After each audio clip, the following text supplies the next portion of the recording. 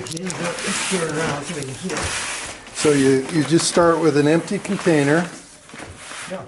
Now, Jim, what we haven't talked about, and I should tell you, he has what he calls a pre-plant mix. And this is the weekly feed, and here's the pre-plant. You have 10 pounds of gypsum, that's why I got the gypsum over there. And you put 2 ounces of boric acid and 8 ounces of Epsom salts. So if you got Epsom salts here, boric acid. So if you want to take a picture of it, you can do that. Epsom salts and boric acid. And where did you get those? Gypsum. You get this IFA and you get this in the grocery store. Okay. And the pre-plant is what you're using in the out greenhouse? there and also out here. When I planted these rows of things, peas and spinach I've already got planted, I use this pre-plant mix. And then when they come up, then you start using the weekly feed. Okay.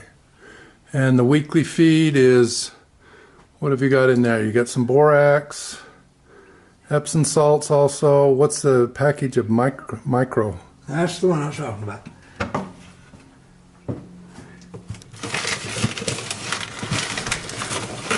That's what you buy from Middle. That's why I say I've hesitated to say much about it because it sounds like I'm a salesman. You have a thing just like in there and so forth. But this is what you have. Oh, so this is his mix that he's put together. Yeah, this is the micronutrients that the plants need, and a lot of them, if you have a garden that's been used for quite a while, don't have any of this in it. And so you just got this online. Yeah, and you buy the rest of the IFA. And so this is one package of micro right there, and it mixes in with 25 pounds of the 16. And the gypsum and the borax. And you mix it all in that? I put it on there. What I do, I pour it into a bucket. Well, I try to mix it with my hand. Yeah. Then I pour it in a bucket, and then I pour it back out and 3 or 4 times, so I try to get it mixed evenly. And how this one package here, once it's all mixed up, how long does that last you? Well, here's the weekly feed, and you use 3/4 of it. Oh, it said weekly, didn't it? Yeah, once a week you put 3/4 of one of these in along a 10-foot row. Okay. Wait a minute. Now say that again. You put 3/4 of a cup? 3/4 of a cup. Along a 10-foot row.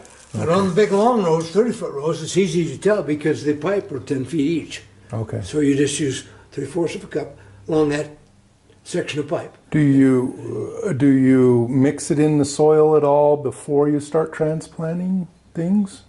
The only thing I mix in the soil ahead of time